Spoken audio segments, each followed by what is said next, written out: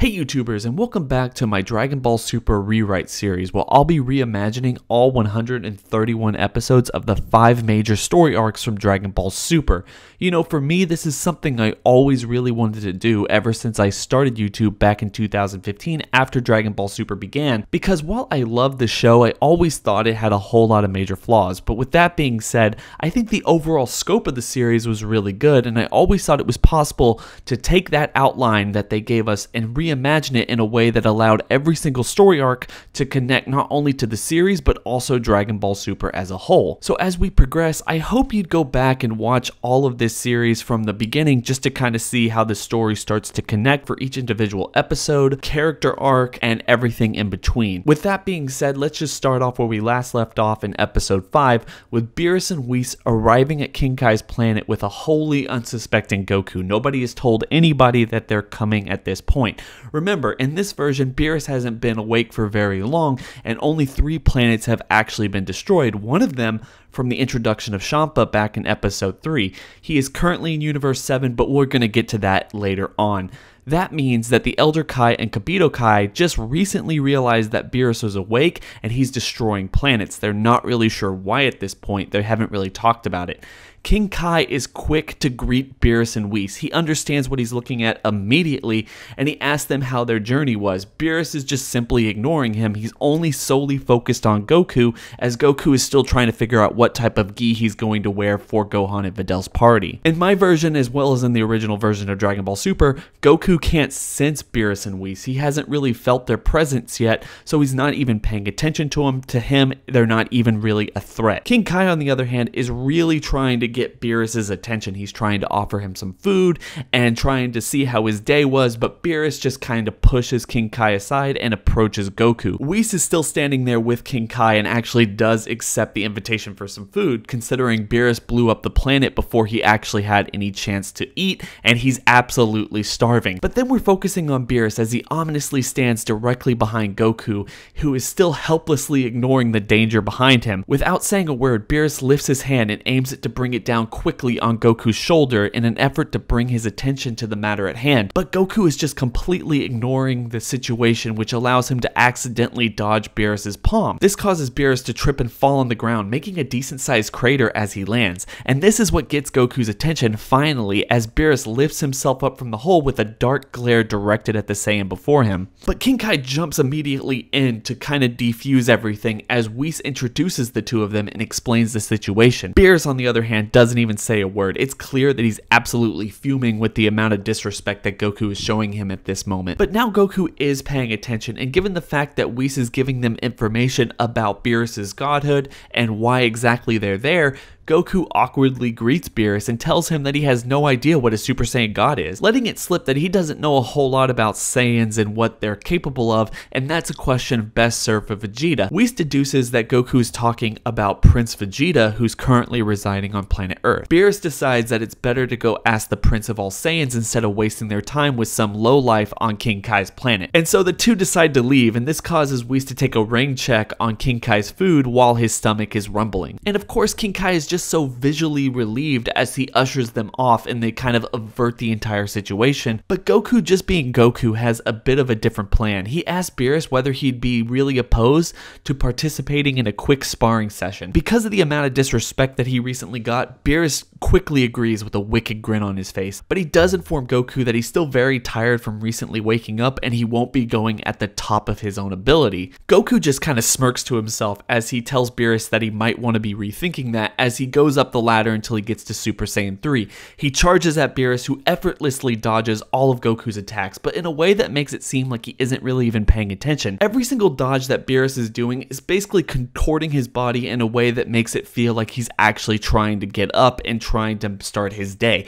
He's stretching, he's yawning, and Goku just seemingly can't land a punch. It's like Beerus is playing with him. Goku even fires a Kamehameha wave, but Beerus just kind of sneezes it away. Suddenly, Beerus appears behind behind Goku and whispers, "So this is a Super Saiyan," as he places his palm on Goku's shoulder, sending Goku deep into the ground. It's at this moment that Whis basically pops his head into the fight and tells Beerus that if they leave now, it's going to take them a little over an hour, and they really need to get there because he's getting hungry, and he wasn't able to eat on the planet that Beerus just recently destroyed. Beerus kind of reluctantly agrees to this as the two go on their way. King Kai rushes to Goku's aid as we cut back to Earth and Videl and Gohan's party is officially getting started. Mr. Satan is busy promoting the opening ceremony of his new hotel as the press gather outside, and he's dedicating it to his fan base, and everyone is just going crazy with excitement. And in the background of this massive crowd, an amorphous blob-like creature appears, covered in a trench coat and hat as it clumsily makes its way from the back to the front. The incomprehensible mumbling coming from the torso of the figure gets more defined the closer it gets. And finally, as it does reach the front of the crowd, the creature lifts its head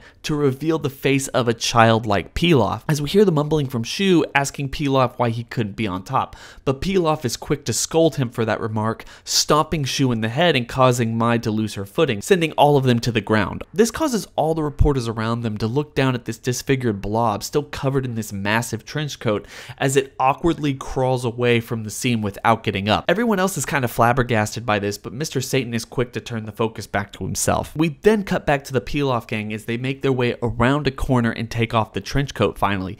They argue about why that plan was really stupid and it was never going to work in the first place. Pilaf scolds both of them because that was their only way of getting into this private party, and he was the only one ever making up plans to begin with. The last Dragon Ball is located in that building, and they need to finally get it in order for them to make their wish. This causes Mai to point out that they already got a chance at their wish, but Pilaf wasted it by making them kids again. This causes Pilaf to argue with her, saying that they needed to be as young as possible if they were actually going to rule the world, to which Shu remarks that they could have just made themselves immortal, but this causes Pilaf to start kicking him again. Eventually, all three of them calm down as Pilaf pulls out the Dragon Radar from a bag that's full of Dragon Balls. The radar does indicate that the Dragon Ball is in fact inside Mr. Satan's hotel. Pilaf is just kind of beside himself with joy at this point because he's assured that world domination is actually going to be within his grasp after all these years of really bad failure. But this passionate speech of his is actually interrupted by a massive growl of his own stomach. And it's here where we finally catch up with Goten, Trunks, and Marin as they're kind of playing around and the party's going on around them before Goten tells both of them that he got a very special gift that he got especially for Videl and Gohan's wedding anniversary. And this causes Marin and Trunks really kind of start to pushing him. They really want to see what this gift is, and Goten pulls out the Dragon Ball from his pocket. From there we cut back to King Kai's planet where Goku is recovering from all of his injuries. King Kai helps him patch him up as Goku asks about what Beerus actually is. This kind of leads into a history lesson as King Kai describes what a god of destruction is and their relationship as opposed to all the other Kais that Goku is familiar with. King Kai warns Goku that gods of destruction should not be reckoned with and that no mere mortal could ever stand up against a god of destruction. This leads Goku into speculating that maybe he needs to fuse with Vegeta in order to fight Beerus, but even Goku doesn't really think that that's going to be enough. Of course, this does make King Kai scold Goku, basically, "What did I just say? You cannot fight this guy again." And Goku kind of starts getting the idea, but it's Goku's thoughts on this that really remind King Kai that Beerus and Whis are actually now going to Earth, and maybe he needs to start warning people and telling Vegeta about their upcoming presence. And it's from there that we cut to Beerus and Whis racing through the universe on their way to planet Earth.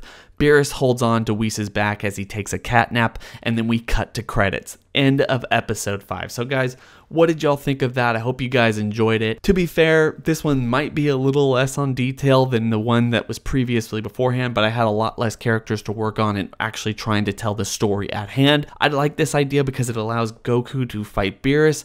It kind of introduces the Pilaf gang and why they're there. There's a different reason for why all the Dragon Balls are there for the party, and also it sets up the history lesson of the God of Destruction and shows us where we're going to be going in the next couple of episodes. I hope you guys are enjoying this series as much as I am bringing it to you guys. I hope you guys will join me on the next one. And also, I hope everyone will like, comment, and subscribe. Share this video out to all your friends. Let's get a lot of people watching this so I can continue to do it and everyone can enjoy it who hasn't discovered it already. I hope everyone's having a fantastic day. It's been real. Hey YouTubers, I hope you guys are really enjoying the content, especially this particular series. It's one I've always been wanting to give to you guys ever since Dragon Ball Super actually started and I started doing my channel. But while I encourage everyone to go down to the comment section below and share their thoughts and opinions on not only this pitch and every other video that I do, if you want a more direct line with me on Dragon Ball, the Saw franchise, horror movies, box office, just anything that I